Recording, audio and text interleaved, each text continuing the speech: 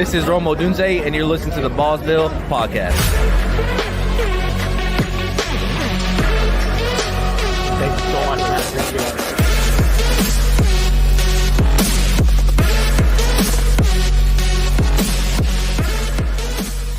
And now, your host of the Ballsville Podcast, Scott Fitzgerald. Is football crazy? Is football mad? That football... I like it. Good job, Sarah. Way to come in with that one. Welcome in. Sarah coming back like just on fire, dude, right out the gate. That's the Curry entrance, dude. Like, boom, 3. All right, there we go. This is how the game's gonna be. We always look forward to Sarah's intro every time. It's I wanted to go a little weird, so I'm glad you liked it. No, it was cool. No, that was quirky, awesome. but cool. Yep. I mean, it did make me feel like some beaver was gonna come hopping across the road and chewing on a tree or something. But all right, welcome back, Ballsville gamers, to another episode of the Ballsville Podcast. This episode is brought to you by the Ballsville Games. Our games combine fantasy football and poker, which create big payouts with great odds. Great odds. It is also brought to you by the BallsvilleGame.com. That is our website. You can go there and find all your latest fantasy football tools. All your scoreboards for your leagues are all on there updated. So definitely give it a check out. We work very hard on that website, and we do it just for you guys. So week 8 is in the books. Unfortunately, I have to get this off my chest. I had an undefeated team get smashed this week from Zubikis down there, crushing me by over 100 points. Actually, you know what? I think there's something that needs to happen here, Scott. I think Zubikis this one. Oh my gosh. What? I mean, the game was over after the 1:00 games. He just put a good old fashioned ass whooping on me. So, What's crazy? Out of all the leagues now, out of all the high stakes, mid stakes, and low stakes, there's only, if I remember right, now there's only one undefeated team. I think one undefeated team. Yep. I think there's only one undefeated team, and I think it might be. Isn't that across Ballsville Nation? Didn't Alex verify that for us last time? That was across the board. I don't know. After it might, it might have verified it. It was across the whole Ballsville board. Yeah, I know for sure for redraft for sure. All of Middle Earth is now defeated at some point in time. Yeah. Let me bring you into my panel. You guys all know him as Bill's Mafia. Sean S. Clem, great co-producer or great co-host. Like I said, out in Las Vegas. So welcome in, Sean. Thanks, buddy. We have our producer out in California. She's Sarah M21, big Chargers fan. What's up, Sarah? How's it going, guys? Glad to be back. I like the Shaka giving us the proof. She just came back from her vacation. Ever since I came back from Hawaii, that's it. That's all I do now. And popping in from the great The Last Frontier, way up in Alaska. We call him Zoobs. What's up, Jeff? Hey, nothing much. It's just a beautiful day. I love taking down undefeated teams. I bet you do. Yeah, taking down undefeated teams. The Lions now have moved into the NFL's top-ranked team in the power rankings as of today. So that was another whooping this weekend. So it's all. Hey, everything's looking roses on my. Are you Lions fans a little concerned that they're kind of peaking mid-season here at all? Because I've seen this play out before, and it didn't work out well for other teams. I think they're going to be just fine. I don't know if they're peaking or the rest of the NFC is just taking a dump. Bottoming out. Yeah. Bottoming out. Yep. Yeah. Sam Darnold definitely looks like he needs a laxative the last couple of weeks. That's for sure. Yeah. So, all right. We have a big show. We got to pile in a lot of stuff today. We had our first annual Ballsathon this weekend. That was put on by all of us at Ballsville to go out to the people that were affected by the hurricanes down in Florida. Mainly our good friend of ours, Jimbo's Bimbos. We had Sean and I were on air along with Alex for we were on for 7 hours, Sean, this weekend doing the early and late windows. And I mean, it felt like 15 minutes because we did have a good time. Yeah, and if you guys go on the YouTube, if you haven't heard, we don't expect you to watch the whole thing because it's so long. But if you get a chance at the 4 hour and 43-minute mark, Jimbo Bimbos comes on, and it's a riveting interview for about 20 minutes. It's well worth it. Please give it a listen. This man speaks from the heart. I mean, Sean and I were very emotional, and it was just shows you how big of a person this guy is. Not only rebuilding his home, offering his own time to help other people, giving us a lot of praise for the community, wants to donate a couple very special pieces to be auctioned off that he was able to just run out and salvage from his truck before the waves came in to destroy his home. So please give it a listen. I mean, like I said, it's a very moving interview, and it'll really give you a different perspective on life. So please give it a listen for us. We really appreciate it. So I'm going to hand it over to Sean. Sean's going to give you a little insight on this Ballsville-a-thon going forward and how much we raised, because we just cracked how much, Sean? $1,000. Give us the money horn, Sarah. The money horn? Is there a money horn? Oh, you mean the TJ Horn moment. There it is. There it is, baby. That's right. 100% of these proceeds are going to go directly to Jimbo Bimbos, directly to him. So he's going to be very, very grateful for that. So thank you again, Ballsville community, for donating. Absolutely. Yeah. And, we do, again, I know Scott said it, but I'm going to say it again. Every donation is 100% appreciated and 100% going right to the man, boots on the ground.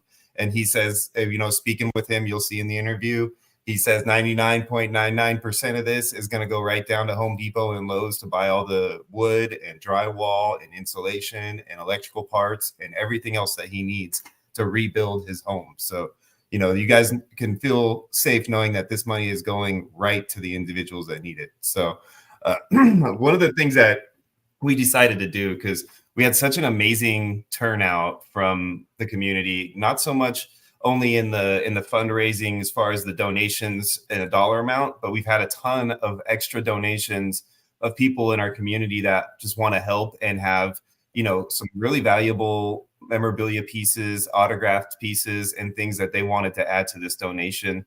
And, we didn't feel like it would do these pieces justice to just throw them up in a short amount of time and not give you guys an opportunity to ingest what's available and be able to, jump in on this, because, we're all doing this for a good cause.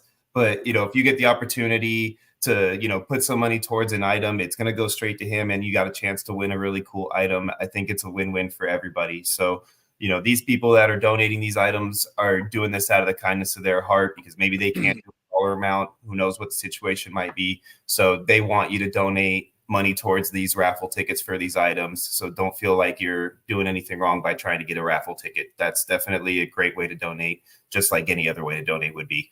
So what's going to happen is we're going to have all this stuff updated on the website. We've got so many things that came in. We haven't had the opportunity to get in there and really get the website updated with all the total amounts and what we're doing for these tickets and everything. So keep an eye on that. By next Friday's pod, we will have a breakdown on everything, but it will probably be up on the website tomorrow. So you guys are more than welcome to, keep checking out the website between now and our Friday pod if you want to get a head start on what's coming up. So we've also decided, since we had such a great time on Sunday going through it, particularly with the way that first round of games played out. And I mean, we had a frenzy of red zone action and end of game 2-minute drills and just a flurry of fun right there at the halfway point. And, me and Scott were talking the other day, and with all this influx of love that's coming in, we don't feel like one weekend was enough. We want to extend the Ballsville games, Balls-a-thon, and add a mini Balls-a-thon this coming Sunday from 10 a.m. to 1 p.m. Pacific Standard Time, the early window. We are going to be back on the air with you guys for a 4-hour block party, doing the same thing, new items available, same donation, same GoFundMe, same individual getting the help he needs.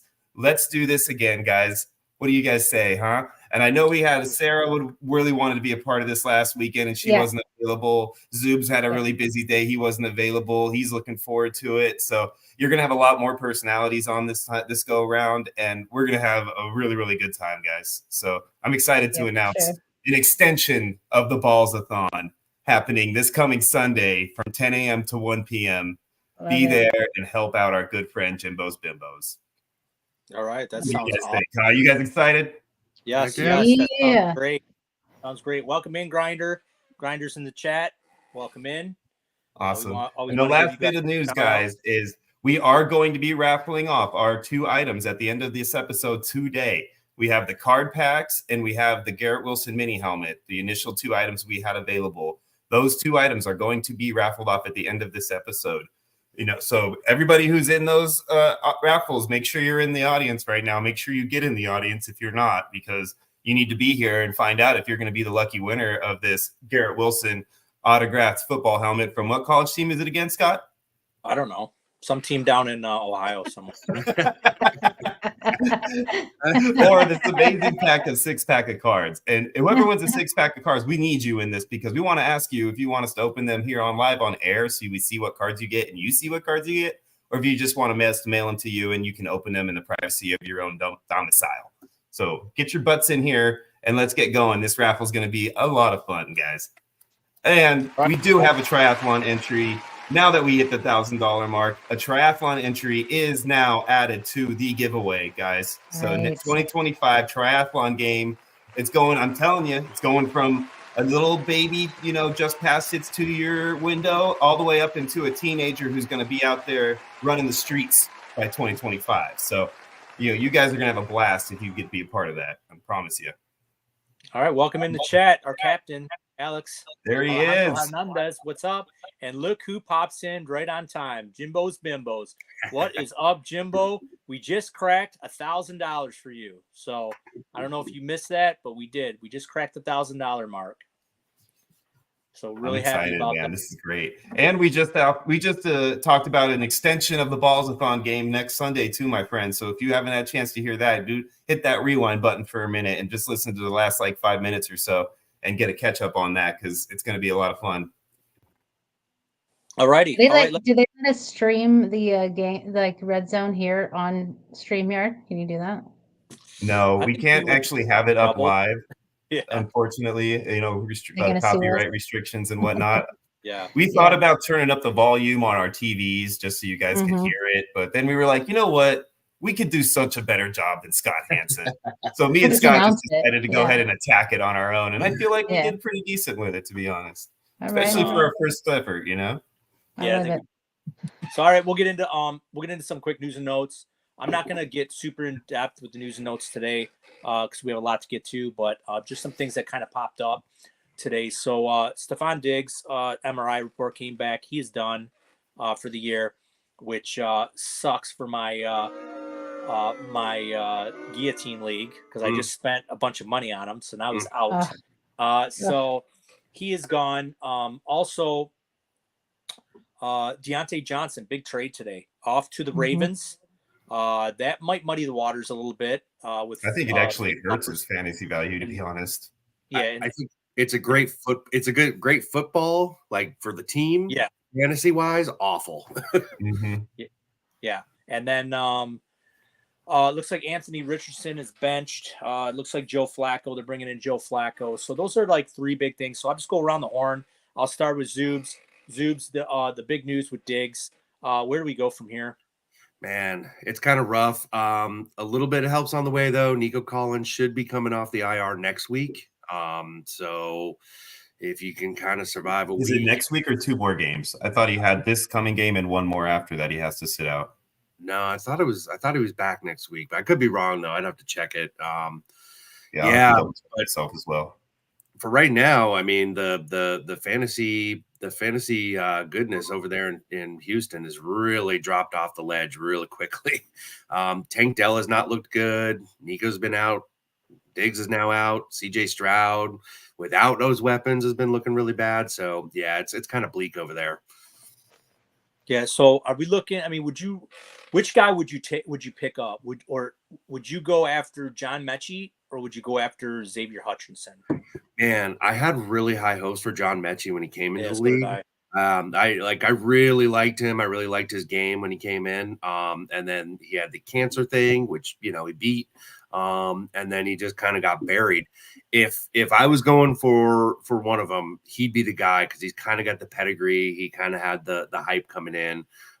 So I'm hoping that he's the one who kind of steps up there. That's where I would go if I was looking for one of those guys as a replacement. So. All right, and then Sean, I'm going to move to you about the Deontay news. So you were saying that you actually think it. What did you say? You think it? I think it hurts you? Deontay's value just because I don't think his target share is going to be nearly the same anymore. I think even though he's on a crappy team, he was just going to have the ball like flooded his direction up until now. So. I think it helps him as a person. It helps the Ravens as a team. Everything else is great. It's just the fantasy aspect. It sucks. I think it maybe gives Lamar a slight bump, but that's probably it as far as the fantasy value that it helps on the Ravens. I think everybody else is slightly hurt by that. So, it's really not very much of a win in the fantasy world as far as that's concerned. But otherwise, it's a great trade for the NFL. It sucks for the Bills. Great trade for everybody else in the NFL. Right, and I'll go to Sarah with the replacement of Joe Flacco, inserting Joe Flacco back in the lineup. This just needs to be done. I mean, this is a 4-4 team. They're going to sink if they continue to stick Anthony Richardson in there. He's not ready. He needs to sit another year. Jordan Love did it. You got pieces that you paid a lot of money for. Pittman, Jonathan Taylor. This is a win now team. You got to move on forward with Joe Flacco at this point. I mean, it's just going to make everybody around him better. He makes everybody around him better. And like I said, this is a team that if they didn't make this move now, they were going to sink out of the playoffs. What do you think? Well, Anthony Richards also was very expensive for people. He was going very early in many drafts. So to that, but I mean, he is developing, right? I mean, he's barely played any games since he's started. I mean, I think he's really, really good and really talented. He's and barely I think played any games since he's been alive. Yeah, right. Exactly. High schoolers. Since he started playing. Yeah. So, I mean, I think he's really good. I think he's going to be great if he can learn under Joe. And of course it's great for Indianapolis because, Flacco's really good. He just keeps coming up and backing guys up and then winning for them and then getting stuck in a backup role again afterwards. So yeah, I think this is going to be really good for them. We had this talk the other day, didn't we, Zoobs, last night with JoJo, if I'm not mistaken. So I have a panel question I want to throw at you guys talking about the Colts. Do you think that Joe Flacco being the starter helps Downs or Pittman more? And who's the receiver you want out of those two in that offense? You know what? I'm gonna take Downs. I think Downs has just been really electric in that offense. Now, I'm not saying Pittman's not gonna do real good too. I think Pittman's more like the red zone guy, but Downs, you can move him all over the field. He's like that dog out there. He's got that dog mentality. I love it. So, I like Downs. So I'm going to say Downs. How about you, Sarah? I'm not going to take Downs over Pittman by any means, before Pittman, but I think it's clear so far that Flacco has a good connection with Downs. So, I if I'm having to choose one to sit or start, I might choose Downs over Pittman, which is kind of wild to think about or say out loud, but it makes sense. It makes sense with Flacco. Well, and Downs might be an easier trade target also, because Pittman's got the name value. So if you're looking to try to, get him on your roster for a championship run, Downs might be the guy to target because maybe people aren't thinking he's the guy there yet, so. Yeah, you could get him a little bit cheaper. Yep. Sure. And the other thing you can look at too is you can look at the, wide receiver cornerback matchup every week. I mean, if Flacco's a smart quarterback, he's going to go to the guy that's open. He doesn't care. So, I mean, if let's say Pittman's, lined up with Sauce Gardner, all day, he's not going to be throwing the ball to him. He's going to be throwing it to Downs. So, you almost have to just look at if you're looking at DFS purposes, you want to look at like the wide receiver, cornerback matchups, and then you'll kind of get an idea of like, what direction the ball is going to go at that point. But Flacco's going to throw it to the open guy no matter what. Yep. So anyways, so yeah, look at Jim's asking us if Mitchell makes a push to get involved. he should be. He should have already been getting developed, and he's not. Mm-hmm. So that's another reason why it's hurting A.D. Mitchell's development too, with Richardson not being able to develop himself. Yeah. And then you have a running back who's 25 years old, who's in the prime of his career. You don't want to waste those years. You just paid this guy a ton of money, and the shelf life of running backs are not very long. So you have an elite back, and you need to use these opportunities to push forward at this point. So really anything else that I know there's I have one question for you guys that I'd like to throw out just to see what everybody's answer to this would be. Like, is there one more offensive trade, like a big player, receiver, running back, something like that you think is going to happen between two teams coming up? Is there one team that needs a player? There's somebody that you think is just something's definitely going to happen with? Is there something like, am I wishing, or do I? Like, for example, I think Adam Thielen's getting moved for sure, right?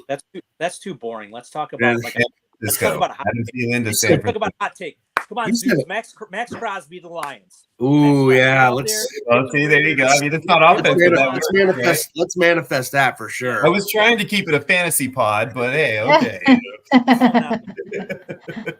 I think Adam Thielen's definitely getting moved. So San Fran sounds like a target to me, man. After the Ayuk news, talking about Adam Thielen isn't fantasy. Come on, he's not. Guys, okay, but are you thinking Adam Thielen's going to get moved for a younger guy? Because I mean, they already just. No, I think it'll be like a late round pick. It'd be like a 6th round pick or something like that. So Carolina's just throwing in the towel. They don't even want any wide receivers right basically, now. I mean, well, Thielen doesn't want to be stuck on that team for the rest of the season. The man's old man. He wants to get on a team that's going to be competing. Sure. I think if I'm Green Bay right now, I think I'm dangling like Romeo Doubs out there to a team that's down on a receiver. You got 3 receivers there. Eventually, you're not going to be able to pay them all.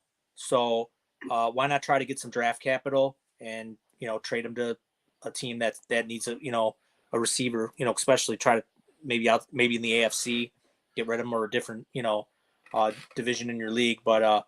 I think the Packers are in a position to, if they really wanted to try to get some draft capital, they can, trade away Dobbs, or they're not going to move Reed, they're not going to probably move Wicks. They could move Watson. I almost would rather just have Watson just get out of there and go somewhere else. So I'm thinking if they, they could possibly move Watson, they could possibly move Dobbs. So I think those are 2 targets that they could dangle out there for some draft capital. I like it. So. All right, so that's about it for the news notes. We'll get into a little bit more news notes on Friday because we got a lot, like I said, to unpack. So we're going to get right into the players of the week. We'll talk a little bit about them. So we'll get to the quarterbacks. We had some pretty big performances.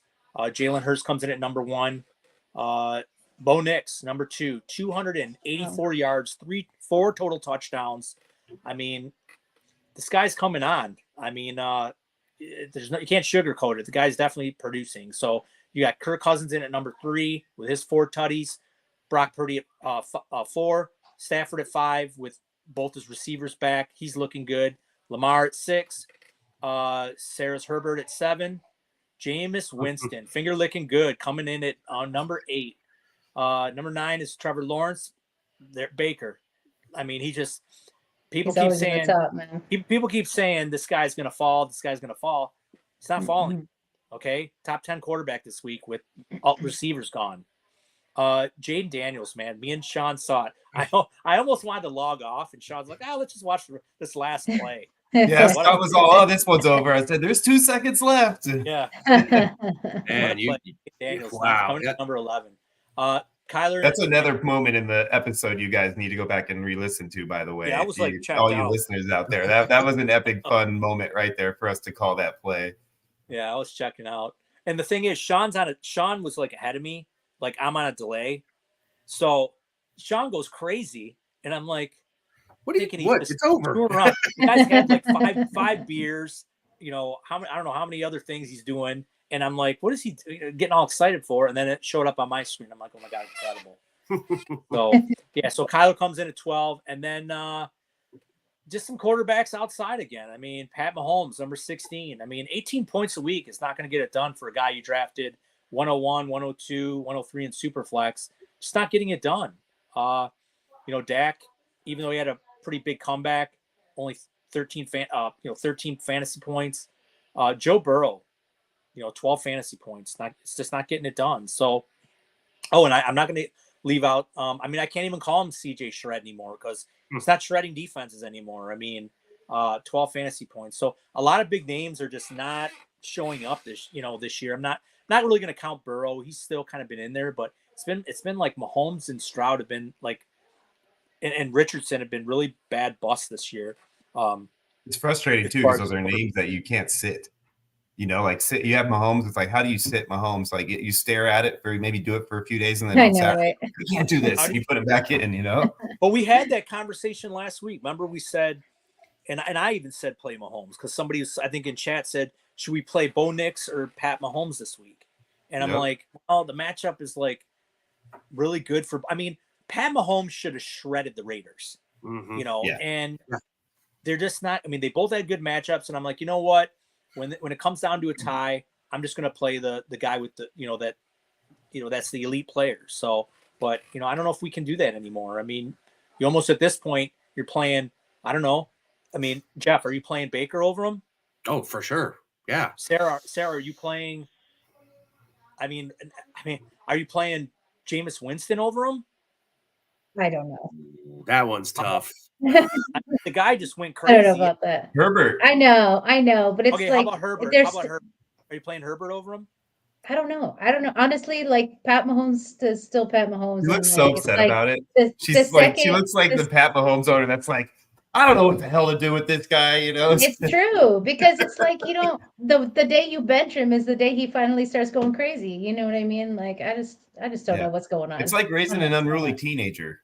It's I'm like, so glad I don't have a lot of shares of that. You know what team could have used a guy like Deontay Johnson? The Chiefs. Right? Yeah. That's what I honestly, right after that trade happened too, I was like, I would have went after Deontay Johnson over DeAndre Hopkins if I knew he was available. I don't know why they didn't go after him. That would have been a much better move for the team, I think. The problem with Mahomes is he's not getting those, over 300 yards, 354 touchdown game with a rushing where you're going to get that from Josh Allen. And so you look at a lot of these quarterbacks, like I know it's still new, but Winston 303. Stafford now almost 304. Cousins almost 304. It gets to a point where we're in the point of the season now where it's time. Are you going to be, are you going to make a rush to the championship, or are you going to, recede out of it? And like if I'm sitting there with CJ Stroud, I'm looking to go pick up Matt Stafford and be like, look, I may have to play Matt Stafford over this guy. I can't play this guy anymore. He's killing me every freaking week. So sometimes you just gotta, we're halfway through the season. You got to just be like, change gears at this point or your season's going to sink. So that's the quarterbacks. We'll move on to the RBs, tailbacks. And I know Sean's excited about this one. Who's in at number one, do you think, Sean? Number one for tailbacks? Yep. Is it my boy James? It's James. Comes in at 28 points. I didn't know for sure if he made it all the way there to one, but I knew he had a monster game.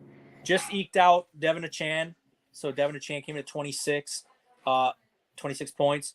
Josh Jacobs at 3, Bijan at 4, Ramondre at 5, Joe Mixon, man, just unstoppable here. 6, Tyrone Tracy. Oh, this is the number one back right here, guy.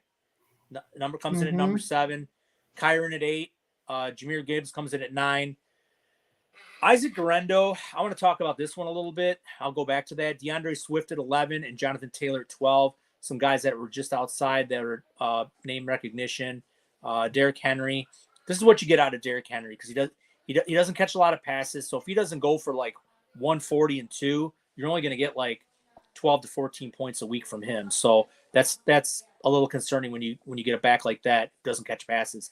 And then Saquon just 108 yards, just 12 points. Very disappointing against Cincinnati. But I'll go back to Guerrero My lot effect. quick. This situation is I think he's the better back between him and Mason. I really do. And we lost no. Scott We in the lost most Scott. funniest pose you could possibly. He's back. Hey, there he is. We missed him. But yeah, if you lose Guerrero, or if you still have Guerrero on your roster, don't dump him. Keep him, because I think you still be somewhat involved the rest of the year, even though when McCaffrey comes back, I just think he's a more explosive back than Mason. But I'll go around the horn real quick, just pop a couple things out. So we'll go to Zoobs, Tyrone Tracy. I mean, number one now. I mean, yeah, he's Singletary. Forget it. He's past Singletary. He's past him, and yeah, I think he was ahead of him before the game started. To be honest with you, yeah. They've made that choice. The coaching staff over there have made that choice, and he looks better. He looks way more explosive. So, yeah. If you were lucky enough to pick him up off of waivers a few weeks ago, you got maybe a championship back for the rest of the way. Got you. Now I'll go to Sean. Now, Sean. Now it looks like the Bijan train is like going now. I mean, it's like starting to rev up. It's going. Bijan's had some pretty monster weeks the last couple of weeks. So going forward, I think you think we're going to see a little bit less Algier and a little bit more Bijan going forward the rest of this year? I think we can feel comfortable about where we drafted Bijan. I mean, I would say yes, but I'm still weary a little bit. I'm happier than I was a few weeks ago, but I wouldn't say I'm like happy, right? I don't know if that makes any sense. It's like a bad relationship, we were going through a rough patch and it's starting to get a little bit better. And I'm just hoping that I, don't show up at her apartment and have like a baseball bat swinging at my head the next time I see her, and it's just going to continue on this path that we're heading, which is up right now, but at any moment it could go immediately down. So I'm kind of in that, unhealthy relationship mode right now with Bijan. Got you. And then I'll go to Sarah on this one. So I was a big Josh Jacobs fan at the beginning of the year. I know a lot of people were poo-pooing on him. Didn't really think he would be a top back, but I mean, he's producing really good in this offense. So, I mean, going forward, you think this is going to keep up with Josh Jacobs going forward? I mean, there's really nobody else that's getting any of the carries there. That's an elite offense. So, what do you think going forward? Yeah, I've always liked Josh Jacobs. Last year, he looked great. And the year before that, he looked pretty great. And he was even producing when he got the ball with the Raiders. You know what I mean? So it's like a lot of people were saying like, oh, it's a fluke. He's a good back. He's a good back. And he's doing it more and he keeps doing it. I've always liked Jacobs. So I think he's perfectly fine as long as he stays healthy, of course. Emmanuel Wilson gets like, a few touches behind him, but it's not like he's taking anything away from him. He's a good backup if Jacobs can't play, but other than that, I think Jacobs is super secure.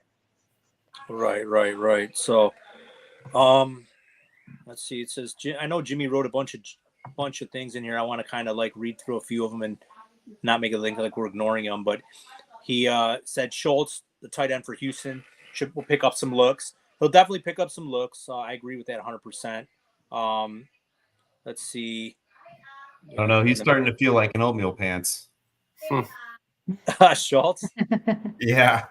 He's definitely been disappointing. So, and he also says, why is Franklin struggling in the Denver's offense? It's probably just, he's a rookie. He did drop a pass right through his hands. I think Sean and I saw that firsthand this weekend. It was pretty bad. He shouldn't be struggling because Nix is not struggling. So sometimes it takes a little bit. That's why they always say watch out for the third-year breakout. And he never really came into the league as like a top stud. So it might just take a little bit of time for him. And I agree. I thought Nix would hook up more with him because they're college teammates. So, and then I don't know about this one. Chiefs time of possession over the last. I guess it's what's Chiefs time of possession over per game. I don't know. Maybe somebody could look that up. But that's a good question. I would think it's probably pretty high though, just based on the fact that they're running the ball a lot more than they used to. They still run the ball a lot more. So I would think it's higher than it normally is. But Yeah, I just think Mahomes has not been sharp. I mean, even watching this No. game this weekend, and I was telling this to, I think it was like telling it to Sean, or I was talking to somebody, I don't know. But I mean, Andy Reid looked pissed like the whole game, like just like, Mhm. especially when they're on offense, like looking at Mahomes and like hurry up and just like what are you doing, and just looked like he was like not happy with the way the offense is going, and I don't blame him. It's not the team is 7-0, they're winning, which is great. I mean, you're not going to knock them for that, but they're winning with They're a defense. pseudo 7-0 though, man. They're not going to beat like a Ravens team Yeah. like playing the way they are, or a They Lions get into the team, playoffs and they're out. you Yeah. know, for or a sure. Bills team. They're not going to beat those teams playing the way they're playing.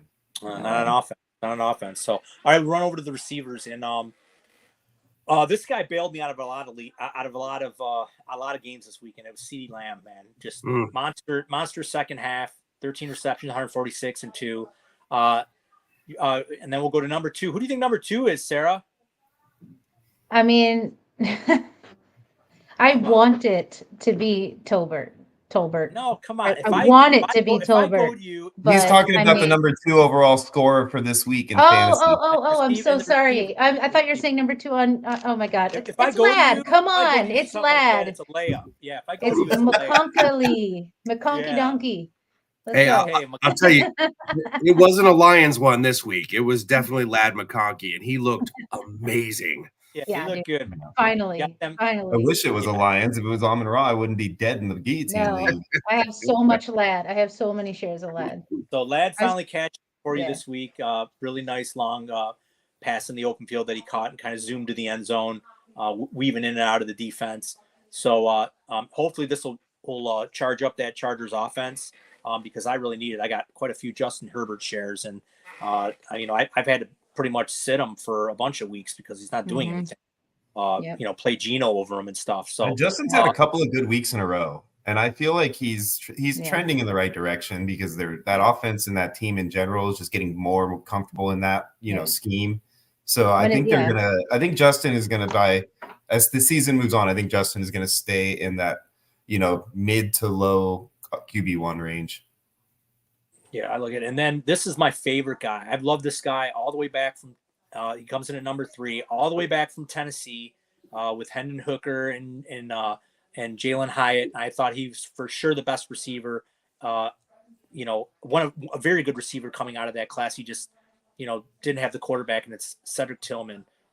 Big breakout game, 7 for 99, 2 touchdowns. He's the alpha in the offense. If he's for some reason still on waivers, you better bet big and get him on your team because with Jameis Winston in there, he's going to be just chucking the ball to Tillman all the time, him and Njoku. So if you get a chance to pick this guy up, if he's still out there, this guy's going to be a flex play going forward. You think this is the end of Jerry Jeudy if he doesn't step up in this run here? I think Jerry Jeudy's just going to be a complimentary receiver, like just a WR2. Tillman's going to be the alpha. He's got the size. He's a really good route runner. I mean, he just in college he was awesome. So I'm really glad he's breaking out because I do have quite a bit of them in a lot of my dynasty leagues. So I'm glad he's finally breaking out. Marvin Harrison Jr. comes in at 4. Calvin Ridley, no DeAndre Hopkins comes in at 5. Here's Josh Downs comes in at 6. Devontae Smith, Slim Reaper, comes in at 7. Calvin Austin comes in at 8. A lot of that was that return touchdown that gave an extra 6. Jamar comes in at 9. Khalil Shakir comes in at 10. Justin Jefferson 11, and Chris Olave sighting comes in at number 12. Some guys that were just out. And the reason why they're out of the top 12 is because we just had some monster performances of the receivers. But guys like Puka still had an awesome game. He only had 18 points, though. It didn't get him in the top 12. Same with Zay Flowers, 18 points, didn't get him in the top 12. Mooney, I think Mooney was right around there. Mooney was 13. Let's see, Terry McLaurin, 5 for 125. He didn't get in the box though. Garrett Wilson was out. Cooper Kupp, only had 16 points. But I'm gonna go around the horn here, and there's a guy. We just had this trade, Deontay Johnson, and I'll go to Sarah first. Sarah, who do you think is going to step up in this Carolina offense now? Because now that Deontay's gone, you have Thielen there still. You have Mingo there. You have Leggett, and then you have this kid named Jalen Coker, who's about 6'3", about 215. And Steve Smith did an interview with him, and Steve Smith said, "Watch out for this guy. Get this guy on your fantasy team." Mm-hmm. Yeah, I think it's going to be Leggett and Coker. I think that both of them are going to benefit greatly. I mean, Thielen's still a great wide receiver. He'll still, get some looks in there. I don't think he's going to be bad or anything, but I stay away from Thielen in all of my leagues this year, just because of his age, and you just never know with the quarterback situation. But I can't wait to see Leggett pick up some speed. But yeah, I do think Coker's gonna be right there with him. Yeah, I'm trying to get Coker quite a bit. I'll go up to Sean. Sean, now everyone said this would probably happen. I don't know I think it'll still be a 1A, 1B. He still had a pretty decent game. 5 catches for 113. He just didn't get in the box. But like I said, the Jets suck, man. They're going nowhere the rest of the year. So I'm gonna hand it over to you. I mean, it's Garrett Wilson. It's going to be hard to trade him. I don't think anyone's going to want him in redraft. Obviously, you're not trading him in Dynasty, but I mean, at this point, are you just going to accept the fact if you own him that he's not going to be the guy that you drafted in the second round? I think you kind of have to, right? I mean, they brought in Devontae. Aaron's playing like crap. The entire coaching staff just seems lost.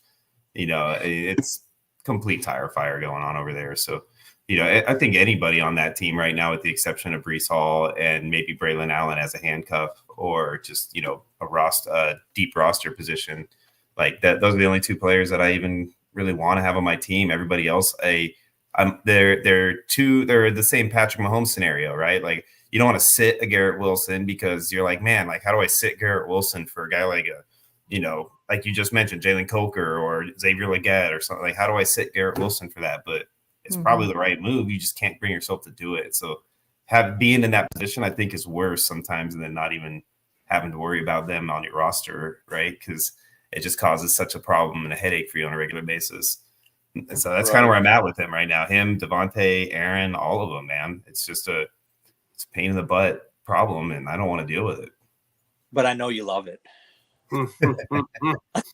I mean, I'm not saying I'm not trying to trade for Garrett Wilson if I get the right deal, of course, No, he can be, as long as he's sitting behind somebody that I'm like, okay, yeah, I'm definitely okay starting this guy over him. I'm good with that, I know you're loving it as a Bills fan, though, to see the Jets just, puke on themselves. Oh, that's always happy. Oh, man. Yeah. Dude. I mean, there's a reason that their colors are green and white, man, Oh, my God. That division was just handed to you this year. All right. Handed to us this year. Oh, yeah, we're so just like the Patriots were for 25 years, bro. I don't feel bad at all. Are you kidding me? Yeah, no, I'm not saying. I'm just saying. Three putrid teams, and then you got the Bills. So, okay, I'm going to move on to this one, and I know Zoob's going to be super excited to talk about this one.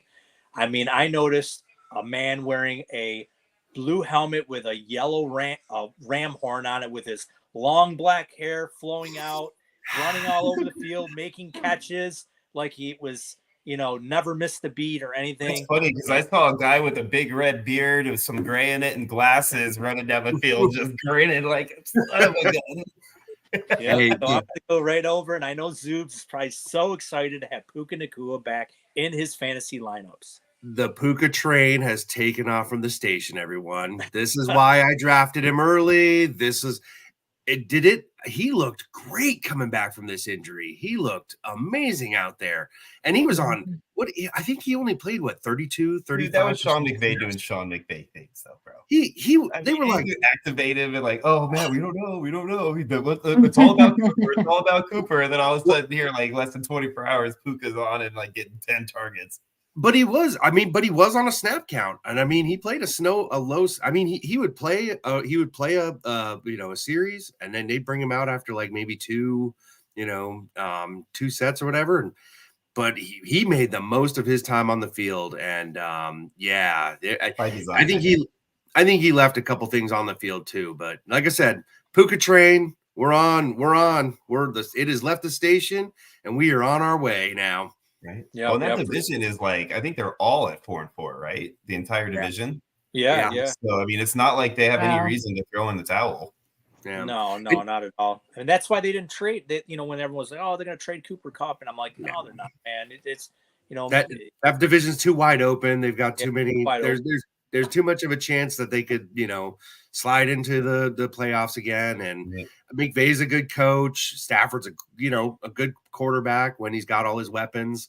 If those two top receivers can stay healthy, then they got something going for them. So we were talking about it last night, where I think in one of the guillotines, Stafford was one of the ones that was cut off of a team, and I was saying, Stafford's if Puka and Cup stay healthy, Stafford is a really sneaky play for the rest of the season. Yeah, for sure. Yeah, for sure, because and like I said, when these coaches say that players are on snap counts when they're coming back from long injuries, it's not because they're still hurt. It's their conditioning. Yep. It's still all about conditioning. So when you're like, oh, I don't know if I should put this guy in my lineup, he's probably still hurt. He's not hurt. They're not going to put him on the field if he's still hurt. It's He can still get 10 targets and 15 snaps. Yeah. You know what I'm saying? Like it's not like they're gonna not hit him with the ball just because he's on a snap count. Right. They'll just make sure that the snaps he's in are worth it. Yeah, and I think Jeff put in Discord, who should I put Puka out there? I'm nervous. I'm like, dude, if he is playing, he's your stud. I can't believe anyone would think not to. Yeah, and then Scott looked and realized you were talking about the league that you were playing against. Yeah, true. I probably, but you know what? You got to give good advice, man. You got to give good advice. That's all you. And it's a understandable question, but I was so excited to see he was going to play. I was like, yes, get in there. Mm-hmm. Yeah, me too. Right. I snuck him in my big league and it paid off. It was worthy. Yeah, you don't want to sit there and look at him get all those targets and receptions, and he's on your bench. You'd be sick to your stomach.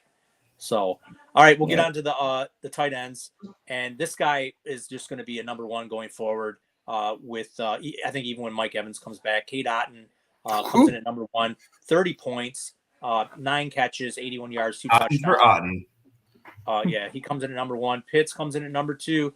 Another good game for Pitts. And Sean and I were watching that. He to be honest with you, he should only had 1 touchdown because he did the little, Deshaun Jackson play. Yeah, he Leon landed it for sure. Yeah, and he got it knocked out of his hands like an idiot. But he seems like he's creeping back. We have a Travis Swift sighting coming in at number 3. I don't know if he's back or not, but I mean, Arrows tour passes. So he's back. George Kittle, he is going to just keep ascending going forward with these injuries. Big monster day for George Kittle. And by the way, it was National Tight End Day. It was. Got a lot of good tight end performances. Yeah, that cost me a game. Brutal loss too. Really painful. Trey McBride comes in at 5. Adam Troutman sighting comes in at 6. David Njoku, another tight end that's going to be really valuable going forward. Tucker Kraft number 8. Another Sam Laporta game. Maybe he can build on this. Number 10, Zach Ertz. I told everybody this guy's a top 15 tight end. Everyone laughed at me in the beginning of the year. So he comes in at number 10. Mark Andrews at 11. He might be back. And Ingram at 12. So not too many guys. There's only really one guy that sticks out to me, or actually 2 guys I want to talk about. And Brock Bowers was a little underwhelming. Only had 5 catches. And then Jake Ferguson, man, we thought this guy was going to probably be a lot more involved in this offense with not a lot of target share on the offense, basically just CeeDee Lamb and maybe a combination of Cooks and Tolbert. But this guy's just not getting involved in the offense, which is I just don't understand why he's not used more in this offense. So, but I mean, I guess I can go around the horn a little bit, but I mean, I really don't have to because all the big names kind of are up there. They all got in. They all played well, and it was first just a time great all week. season. It feels like. Yeah, it was just a great week for tight end. I mean, even like Kincaid, number 14, Conklin 13. I mean, they're all right there. So besides Bowers and really just besides Bowers, everybody else was right there. So the Raiders are doing like opposite game So they didn't want to get Bowers involved on tight end day, and they're just going to utilize him every other Sunday. All right, so we got somebody new in the chat. Is this somebody new? Windy like the wind. Bringing up the Kittle love. Welcome. Oh, that's my family. That's my family. Oh, it is? Oh, nice. Your shout out, Sarah. What's up, Wendy? What's up, Wendy? Yeah, we went to the Niners game together. Oh, nice. Nice. Yeah, she's a huge Kittle fan. Oh, well, welcome in. Welcome in. We always like having new people in here. And then with the Kirk injury, I know Jimmy said Ingram will be a must start now with Kirk out. I think it's actually going to be Parker Washington, to be honest with you. I mean, Really? Yeah, I think it's going to be him. I would go after that guy. That guy, he produced last year quite a bit, and he's a guy. I think he might have had 4 targets this week. I'd have to maybe bring up the stats. He did, I believe. I think he was the one. He almost got a touchdown too. I think got knocked out of his arms like right at the last second. Yeah, he didn't make the top 25, but Parker Washington's a guy that I would definitely keep an eye on. And I'm picking him up in a bunch of my leagues. Yeah. He's a trend, one of the trending players. And like I said, I remember watching him last year, and he stepped in. I think we should move this pod to after waivers run. I got to give good advice. I'm just messing. All right, so that wraps up the scoring leaders for the week.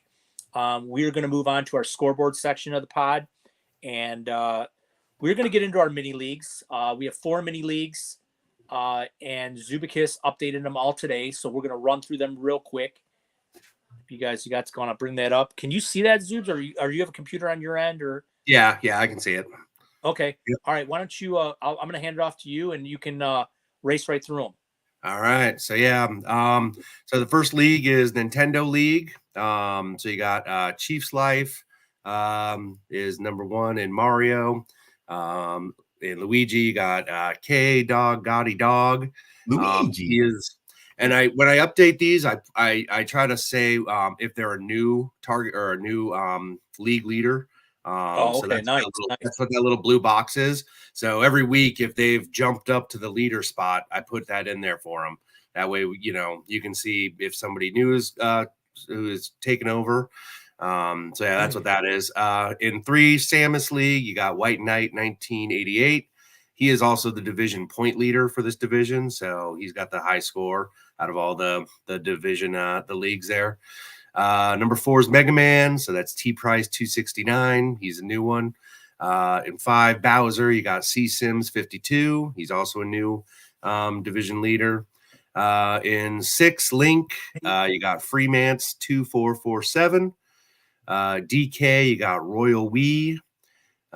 Division 8 Yoshi, you got Nameless King. In Division 9 Wario, Freemance again 2447. He's also new this week. And then in Division 10, JM Hubs. So he is. Yep, Waluigi. Awesome. And then PlayStation, and this is the second one. In the first one, Crash League. You got C Sims 52, and you'll see a lot of repeat names in this, just like everything in Ballsville. Yeah. This is a lot of us people that were like drafting before the season ended last year. Oh yeah, this is early draft mode. Oh, these are the real degenerates, Yeah. we were doing some of these drafts before the even the preseason or the draft, even the NFL draft had happened. So so there was a lot of just dart throws in some of this stuff. So in 2, you got the Spyro League. That's Royal Wii. He's a new leader this week. Number 3, the Laura League. That's Royal Wii again. Number 4, the Dante League. That is Freemance 2447, and he is the division point leader here. In League 5, the Sweet Tooth League. That's C Sims 52. League 6, the Snake League. That's Hot Rope All Stars. The Gods League, number 7, Freemance 2447. The King League, number 8, it's Drubels 13. The 9 League Cloud, C Sims 52. He's a new division leader. And then El Presidente bringing up the rear in the Ghost League, number 10, Westlex. Nice. All right. So the Division 3, this is the Xbox League. The first one is Master Chief. That's JM Hubs. Number 2 is Phoenix, I believe is how you say it, which is Cajun Dogs. Number 3 is Alloy, and that's Nameless King. Number 4 is Ezio, and that's Bobbert 23, and he's a new leader this week. Number 5, Doom Guy, is Esclam. Sean, you're in there. Yeah, you made it in one. Hey, I made it. I'm happy as well. Clam right now, just one. So number 6 is Steve. That's C Sims 52. Number 7, the Geralt League, Simtropic. Number 8, the Marvin League. That's El Presidente again, West Lex. Number 9, whose name is that? Dude.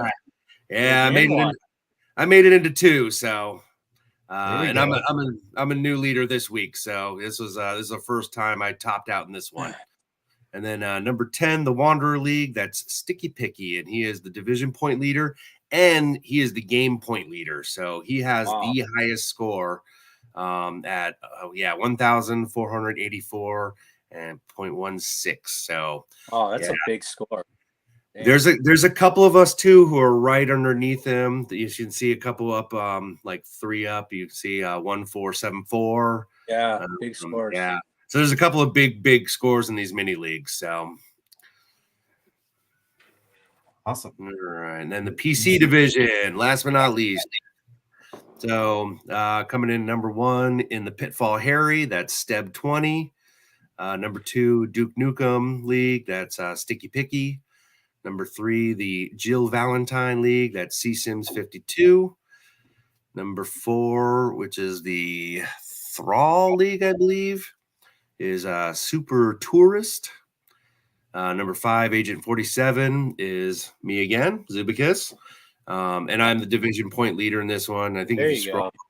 Yeah, I think, and like I said, if you scroll over, I think I'm like right below the overall 1475.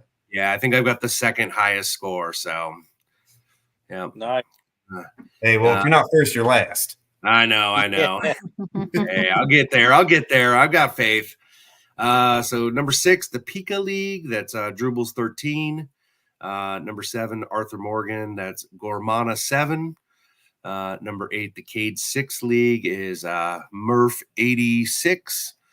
Number 9, the Diablo League is El Super Biesto. And he is a new leader. There was only one new leader this week, which was kind of interesting in this league. So everybody kind of stayed static with their leads in this one. So it's pretty interesting. And then number 10, the Archangel League, is Hell's Finest. So that's the homie right there too. Good for you, brother. Yep. So yeah, that's the mini leagues. Since we're at the halfway point, I'm definitely trying to keep these more updated on the website weekly, just so people kind of know where they're at as we're moving forward. These ones do end, I want to say week 14 or 15? I think it's 14. It's 14. I think it's 14. So we've only got a couple more weeks. We're actually a little bit over halfway done with this one. So, yeah.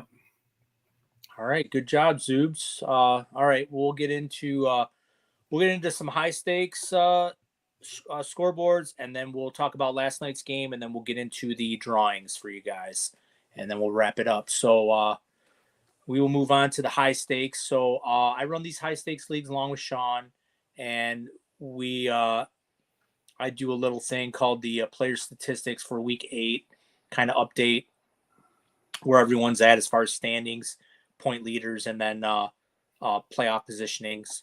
So yep, there it is. Pop it up. Okay, so yeah, this is a little thing I do for the high stakes guys, and we'll get into the top 10 overall records. So the best record, like I said, in we have 7-1 team. Mr. been doing this. As you can see, he doesn't have a lot of points, but he is 7-1. So he's our only 7-1 player. And then all the other leagues, if you look, are all 6-2. So they're all 6-2. And if you look on the teams, which is pretty amazing right here. I'm trying to get this guy on the pod, and he just hasn't responded to me. and that's Zay. So if you look, you got Zay 2403. He's in first place in 4 high stakes leagues. I mean, wow. That's pretty amazing right there. And I think he's only in. He may only be in like, I mean, I shouldn't say only. I think he's in maybe like 6 or 7 of them. So, I mean, he's doing very, very well. You can also see Mr. Been doing this. He's in first place in 3 of them. And then you have Grizz Tony in first place in 2 of them. So, pretty good. I mean, you can see these are some really, really quality players that are really dedicated to their teams. So yeah, it shows in their scores. We'll go over the top 10 overall points. Some of these teams have high points, but they're not winning their division. So you got Keith Richards, who is the number 1 overall points leader out of all the leagues in Gambit. Obviously, he's in second place because Zay's in first by record at 1290. So 1290 is a top score overall in high stakes. You have Zay. Obviously, he's the point leader in in 2 spots. You got Grizz Tony in there, Ketting 22. There's Mr. Ben. There's Zoobs and Deadpool, 1246. Cash 3, who's kind of faltered a little bit. He was early in the year. He was in a lot of these leading his division in those leagues. Comes in at 1240. Another Mr. Ben, and then Love John creeps in there. So we get a little bit of Love John in there, 1237. So that's top 10 overall points. And then what I do down here is what this is the most top 4 playoff positions. So these are guys who are in leagues. They're in the top 4 playoff positions and how many leagues that they're in. So Mr. Ben's number 1. He's in 5 leagues where he's in the top 4. So he's in a playoff position in 5 of those leagues. Grizz Tony at 4, Zay at 4, and then Cash at 3. So that is statistics for week 8. So we will go into the leagues real quick. We'll go into number 1. And that's Wolverine. And the undesirables, Mr. Ben, 1249. He's almost out of cash. There's Love John at number 2. He is out of cash, 1237. Garrett Cake Jojo, our DFS expert, comes in at number 3. And then Finch GDX comes in at number 4. So that is our Wolverine. Coming at Beast, there's Zay, 2403, number 1. Colin Black comes in at number 2. Team Stony comes in at number 3. And then Hawktua, probably one of our favorite names. 28 Wizard King comes in at number 4. He hasn't spent a dime in Fab yet. Wow. Yeah, one thing to notice. Sorry, Scott. No, you're just okay. You can move. Did you go back at all? I just wanted to notice one thing. There we go. So yeah, if you notice down here, the CT show, he's got almost 1,200 points and he's in 5th. Oof. So It's TC. So yeah, that's and I'll point some of that stuff out. Some guys like to say, "Hey man, you didn't mention. Look at how many points I have, and I'm in this place." So that was Beast, right? Yeah. Yeah, Okay. high 3. Okay, so now we're in Gambit. Okay, so Zay, and there's another first place team. Thrill Kill number 2, 1166. Keith Richards, 72. Comes in at number 3. And then Chief's Life comes in at number 4. And then look at that score for Keith Richards, 1290. Obviously, the highest score. So he has the highest scoring out of all the leagues, and he's in 3rd. So pretty rough. His points against can tell you why. He's got almost as many points against. Exactly, and that's what's rough, and that's why I'm next year when we do our triathlon leagues, I want to make sure that we incorporate that league median, because that definitely balances the standings out and avoids situations like that. Colossus number 4, you got Zay up at the top again, leading another league. 1272, very nice score. Dougie 1727, Team Cash 3, And then Pablo Escobar comes in at number 4. That is Colossus. We will go to Nightcrawler. Thank you. Grizz Tony comes in at number 1, 1189. Nice score. Jesse 24, I guess that's Yesage or whatever, comes in at number 2. He is fresh out of Ducats. Nice score, 1210. Cash 3 comes in at 3. And then Mr. Ben with the Gila Monsters comes in at number 4. Here and then down here at number 6, Wizard King at 4 and 4, 1206, sitting at number 6. You got to start spending some money there, Wizard King. Still got $100. All right, we'll move on to Phoenix. Number 6, Ghostbusters, Mr. Ben, in first place, 1240. Nice score. He's fresh out of cash. Ketting 22 comes in at number 2. Scofflaw 86 comes in at number 3. And then there's Sklem at number 4, 1142. And Sean, are you going to spend any of that money or what? I don't know. I'm thinking about it. Maybe I'll go in there and pick up a player or two. We'll see. All right, there's some guys on the waivers this week. It's hard, man, because the Depth Crusaders had so many high draft picks late in the draft that my depth is better than any other guys available, right? Oh, okay, that's it. All right, throw that one in. So that's me. We will go to number 7, Iceman. My favorite name. So, Mr. Ben, Toon Squad comes in at number 1. Pretty low score, 1080. TDX Storm comes at number 2. Asian comes in at number 3. And then Grizz Tony comes in at number 4. So it looks like here you got Bada Bing here at number 5's got 1188. So yeah, he could easily be, I mean, any of these teams down here could easily be in first place. They're all have more scores than Mr. Ben except for Grizz Tony. So yeah, so Mr. Ben just doing it with the matchups, and he's 7-0. So we will go to Zubikis' favorite league, the Deadpool. And Kading 22 comes in at number 1, 1268, very nice score.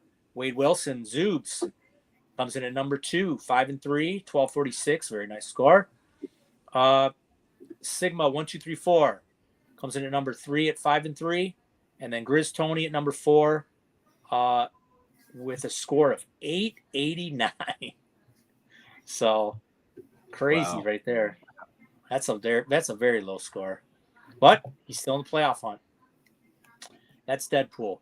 Mr. Sinister, team number 9, or high number 9, we have Zay again. That owner Zay is in at 6 and 2 at 1270. Nice score. Cash 3 comes in at number 2. He's fresh out of cash.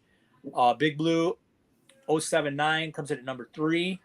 And then Brocky Balboa, there's JoJo, comes in at number 4 at 1108. So that is Mr. Sinister. That one's crazy. That was all, there were 6 and 2 and then 5 and 3s on the top 6, which is wild. Yep. All 4 of us in the League 6 that we went through, that I'm in the 4th place, we are all tied at 6 and 2. Crazy. Every single team. Wow. Crazy.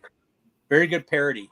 Yep. So in the high number 10, Magneto, I'm not cussing, says Grizz Tony.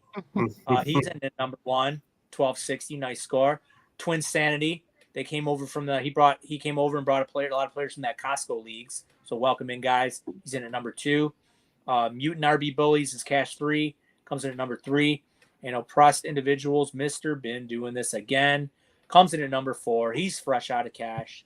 So that is Magneto number 10. So that breaks down our high stakes for the week that we'll be updating every week. We will go over mid and low on Friday. And before we get into the drawings, I feel we have enough time to go over last night's game real quickly, because I think there's some important things to talk about. The Steelers. Real quick, Scott, can we mention that we want to make sure if you are in the drawing, I would like to bring up who we have listed in the drawing right now, so that you guys can verify for us while we're talking here. If you don't hear your name in this drawing list and you want to be in this drawing, let us know in the chat so that we can make sure to get you added in before we do this drawing here. So currently right now, what we have in the drawing is we're doing the card packs drawing. We have Frances, which is Alex's wife. She is in the card pack drawing, and the one that gave us the donation that simultaneously put me in the poop costume. So I appreciate you for that one. We got Aaron Ralph, Michael Mendez, Ryan Virgilio, which is my buddy, and I know for a fact that he is in this, Stephen Smith, and Daniel Payne. So if you didn't hear your name and you want to be in on this one, make sure that you let me know before we do this drawing so that we can get you added in, okay? And go ahead, Scott. We'll go ahead and move into the game, and then we can come back to this when we get ready to do the raffle. Yeah, and then also let us know if you guys, if you do hit the raffle, if you want us to open the cards on air so you can see them, or if you just want them to be delivered, you can open them yourself. So it's up to you guys. You guys can let us know in chat, and we'll go from there. We might want to open up just to see. I mean, because there's some good possibly some good cards in there, so might be pretty exciting to open up on air. So yeah, the Steelers 26, Giants 18. It looks like Russell Wilson is Mike Tomlin made the right decision. I know I was kind of against it. I thought, you're still winning. Why are you going to make quarterback change? But it looked like it unlocked George Pickens. He should have had a touchdown. Should have had actually 2 touchdowns. One got called back by a penalty. The other one, he didn't get his feet down. So he could have had 2. And then Najee Harris looks like the clear RB1 back this year in this offense. 19 carries for 114 yards. So he looked very good on offense. So obviously Mike Tomlin's, that's why he's been there for so long. He makes the right decisions. So, and the Steelers looks like they're going to be clashing with the Ravens in that division, going forward. As far as the Giants go, Daniel Jones, he passed for 264, it was 24-38, but they haven't thrown a touchdown, I think, in like 4 games. So, it's just awful. His fantasy points were real bad. Yeah, terrible. They found their new RB1. They have their RB or they have their WR1 in Neighbors, but he was targeted 13 times. He only had 7 catches. He did drop a couple bad balls. So I'll go around the horn. I'll start with Sean. Sean, got any takeaways for this game that stuck out? Pissed off at Malik Neighbors. Malik Neighbors cost me my guillotine league. Me and Zook were sitting there talking about that last night. But, I'm definitely upset about I feel like it wasn't so much that Neighbors didn't get like the targets and he wasn't looked at the same or anything like that. And he didn't quite get the same amount, but it wasn't horribly bad. What I felt like is that he didn't seem to be like wholehearted out there. It seemed like he might be discouraged because he's on a losing team. This is maybe one of the first times in a long time that he's actually on a team like that's considered bad. And some players have a hard time dealing with that. I'm worried that Neighbors is in that boat. He got touchdown. All he had to do is drop his heel. He just wasn't aware of his position on the field enough to know that all he had to do is drop his foot and make sure he got it inbounds. And he tucked it up under his butt and ended up stepping out of bounds instead. So things like that, that's like lapse in judgment, or just kind of those types of hiccups that I feel like is somebody who's not focused. So that's what scares me is are we going to have this out of Malik Neighbors on a regular basis? If he's on a bad team, are we going to get like disappearing acts? Is he going to be that guy who starts to get vocal if things are bad? And, it's worrisome that this is happening this early in his career right now. And I'm anxious to see how it plays out the rest of the way with how he plays. I hope I'm wrong. I hope that he just was off, just a bad day. Everybody has him and he'll be fine moving forward, but it's scary. Got you. Sarah, I know there's some rumblings out there saying that they should probably move on and go to Drew Lock and sit Daniel Jones. I don't know if that's the right decision. Is that an upgrade? Yeah, I don't really think you're not upgrading. And Jones can still sling the ball. He's still got some running upside. I think you just got to go with him the rest of the year. What do you think, Sarah? Yeah, I mean, I don't like Daniel Jones at all, but I certainly think he's, going to be a better start than Drew Lock at this point. But yeah, I mean, I just stay away from the quarterbacks from New York, when it comes to fantasy. But to be honest with you, the one thing that I'm truly wondering from this game is this Calvin Austin like a fluke or what? Is this just like I think is it he is a fluke. actually I think gonna, it's a yeah, flash in like, the is pan he all of moment. a sudden gonna be playing and then I mean, worth he'll be looking at? playing, but he won't be targeted like that, and he's not going to Yeah. get a return touchdown either every week. So it was So just, oh, you just got it. Yeah. Yeah, the targets were split up. I mean, Pickens had 5, Van Jefferson had 5, Austin had 4, Najee Harris had 4. The one thing I'm had a couple. the one thing I'm getting is that I thought I would see more of this year, especially is maybe a little bit more Freiermuth, but we're not really getting a lot of Freiermuth in this offense. I guess I should know better because Fardy Smith did the same thing in Atlanta. I mean, just didn't give Kyle Pitts the ball. So I mean, I should have. Yeah. Well, and let's be clear that everybody on this team would be doing better with a better quarterback. Yeah. Yeah. Sure. Yeah. He sure. sucks at Yeah. football. Sure. So yeah, for sure. All right, Zoobs, what did you got any other takeaways from this game? Maybe I will say this, even though Russell Wilson sucks at football, I was not expecting him to unlock this team as he has, and they do look a lot more functional with Russell Wilson over Justin Fields. They're passing, it looks better. I mean, he's managing their team in a good way for them. So I like you said, Tomlin saw something. He definitely saw it in practice. You got to trust Mike Tomlin when he makes a decision, I guess. But that'd be the only thing I would say is Russell Wilson's not, I don't want to stream him. I don't want him on my fantasy teams, but he is making this team much more functional, and he's making at least George Pickens a fantasy viable option to go moving forward. So yeah, I think it's actually helping Najee the most. Yeah, for sure. That too. Yep. Yeah. So no, I think that, I mean, there's multiple ways to skin a cat.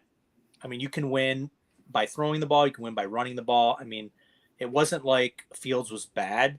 I mean, he was just not as efficient passing, but he was more efficient running, and it was winning games. So I'm thinking moving forward, I still think they should find some ways to get Justin Fields involved a little bit, like with some, Cordell Stewart, Wildcat stuff, just something to get him a little more involved on like some trick plays or something like that down the road. And they may do that down the road. So, we'll see what happens from there. So I see while Sarah's producing, she's also putting out trade block offers out there. Mari Cooper on the trade block. Yeah, I'm definitely going through. Every time we talk about things, I'm like, this oh yeah. This is what Sarah does when she's usually behind the screen, guys. I'm listening while I'm picking up guys up the waiver wire.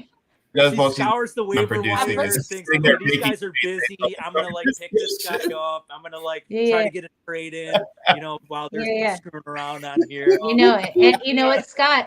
You saw him go up, so I know you're looking around too.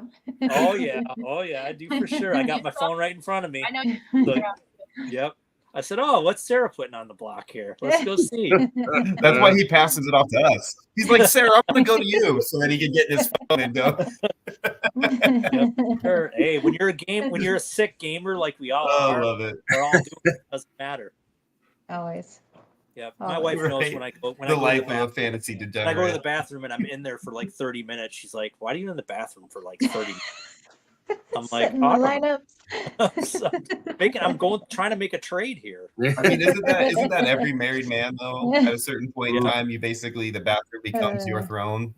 That's why I always tell these guys that say, "Oh man, I just can't get to my phone or I can't make my pick."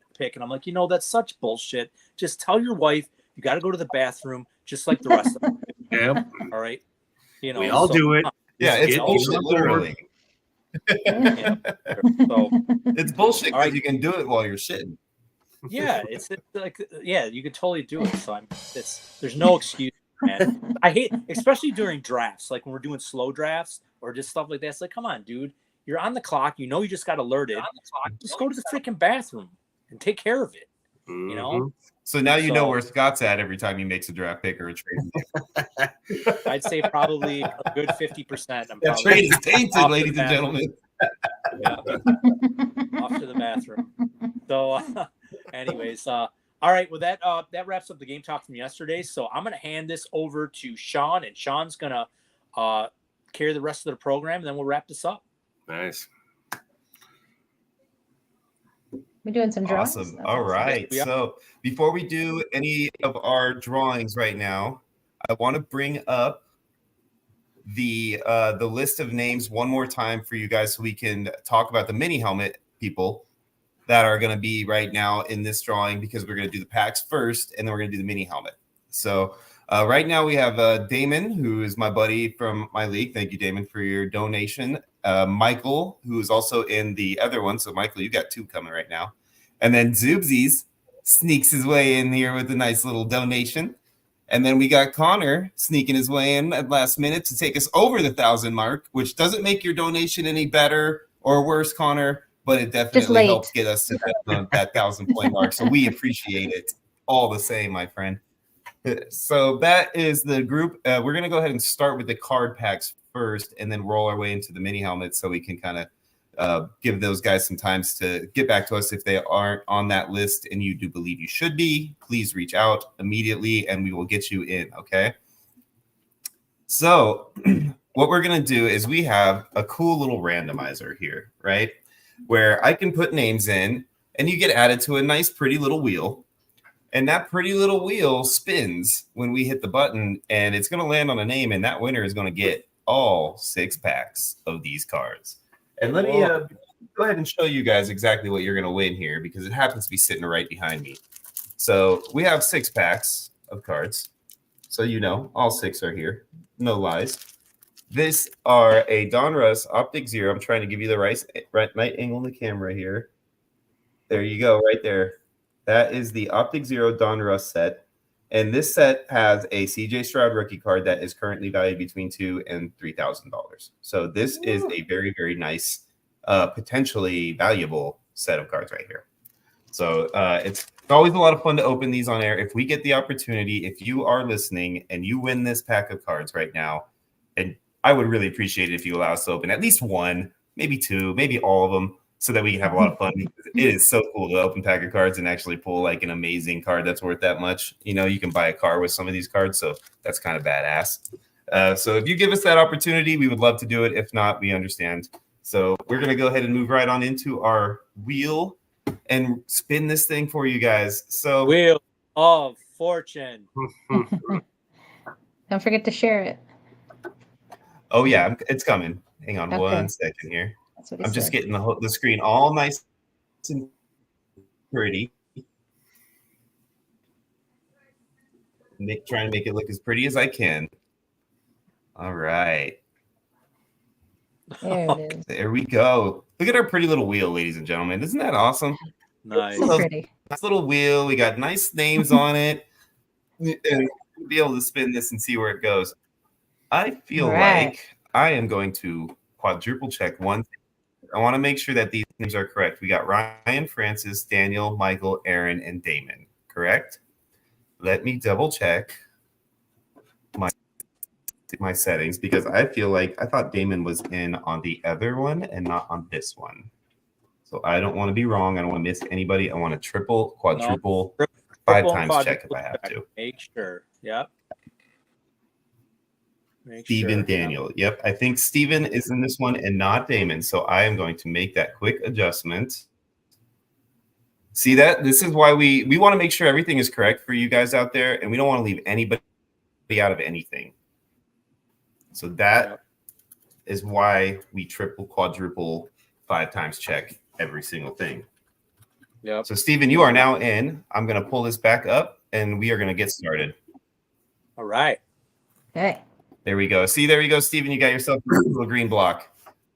I don't know why there's only 4 colors on there, but you know, I didn't make the wheel. I just found it. All right, here we go. You guys ready for this? Drum roll, please. And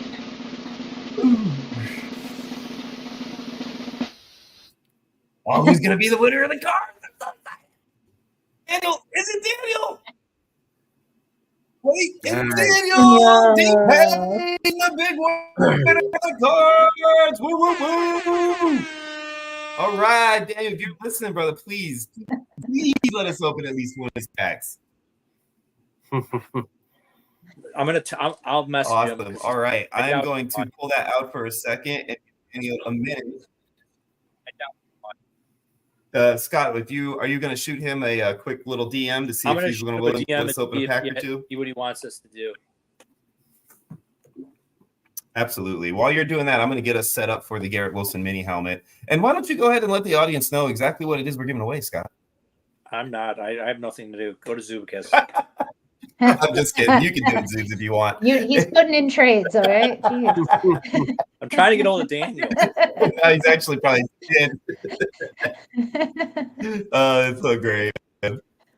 That's awesome. I'm glad it's one of our good people. You know, I would have been happy with whoever won, but it's always nice to see somebody you know win something. So good. I'm happy for you, Daniel. Plus, he is also, if I'm not mistaken, he is donating a few items of the new items that we're getting. I'll have to triple check that, but I believe that might be the case, which also is a cool thing considering. Nice. Yeah.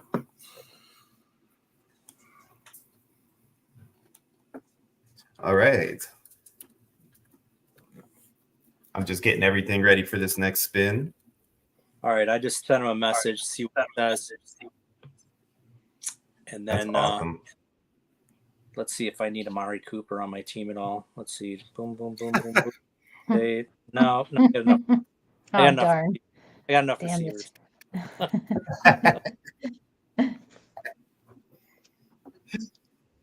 Oh, I love it. All right. So in this one, this is for the Garrett Wilson, Ohio State, Scott's favorite college football team, mini helmet, autographed by the man himself. We are pulling this up. We have 4 people in on this one, ladies and gentlemen. We have Jeff, Michael, Dave, Connor. Jeff, is that you? All right, you guys. There's only 4 of you, man. One of you 4 lucky bastards. Helmet. All right, let's go. Here we go. Spinorama. No. It's a Michael. Is it going to be Michael? Michael. Is it Michael? Nice. It's Michael. Almost made it to you, buddy. Almost, but we got Michael. I have to be honest, I'm glad it wasn't.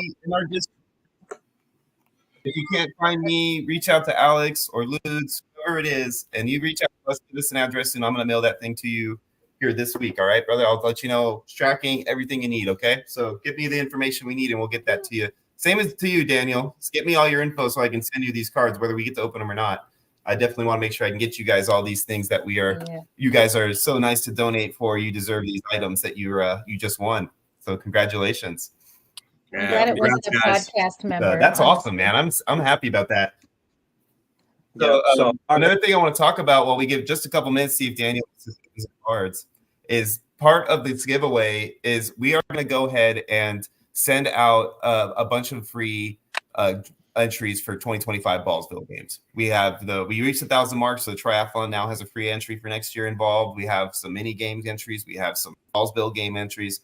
And what we're doing is we were thinking about giving away some of those today. We decided that since we want to extend this through the week and collect as much as we possibly can for him, we're going to go ahead and get all of those together at the end of the overall fundraiser, which will be next Tuesday's pod as of right now. And we'll go ahead and do a drawing at that point for all of our free giveaways for anybody who's in the donation pool. So that's kind of how we want to make sure we do this. We're looking at some other opportunities for you guys too that might come up here in the next week, but we'll have some more information on all that for you guys coming up Tuesday. We'll make it a little bit more of a surprise. It's always going to be good news if we bring you a surprise, so don't you guys worry.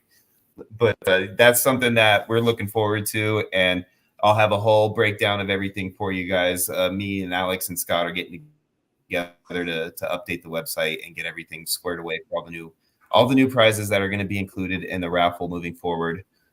So I'm really, really excited about this. I'm so glad we hit that 1,000 mark. I was really, really hoping that would happen before today's pod, and you guys made it happen out there, and we thank you 100%. It's amazing what you guys have been able to do for us and for Jimbo. That's Now, nice. is Michael, is his name Grinder Omega? Yeah. I believe so. Okay. That's you, right, Michael Grinder Omega. So yeah, Yeah, just shoot me okay, a DM on Discord, brother. I think you're on our Discord, so shoot me a Yeah, DM on there with your info, and I'll get you the helmet sent over to your house, brother. Congratulations. Yeah, congrats, Michael. Awesome. Yep. Good piece. Yeah, there you go. That's There you awesome, go. man. That's a good deal for a nice Garrett Wilson autograph helmet. As soon as Aaron Rodgers is gone and they can get their tire fire out of there, then that guy's got some studly features, brother.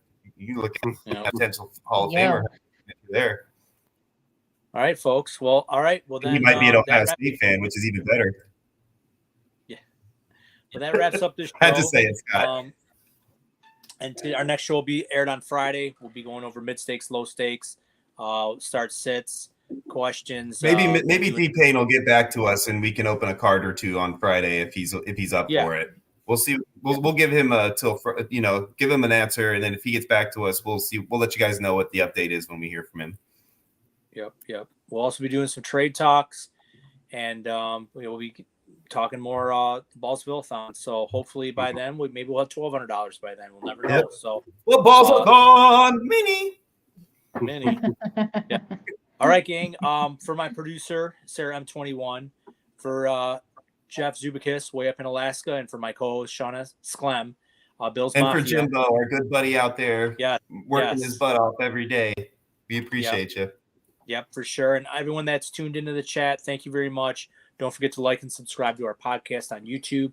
Please go to the ballsvillegame.com for all your fantasy needs. And until Friday, folks, from all of us, we thank you from our hearts again for all your gracious donations. We are out. That's a wrap.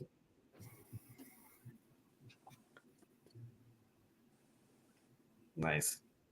That worked out good. I'll John, try I to think figure you're out on a like better. a 2-second delay. Are we off air?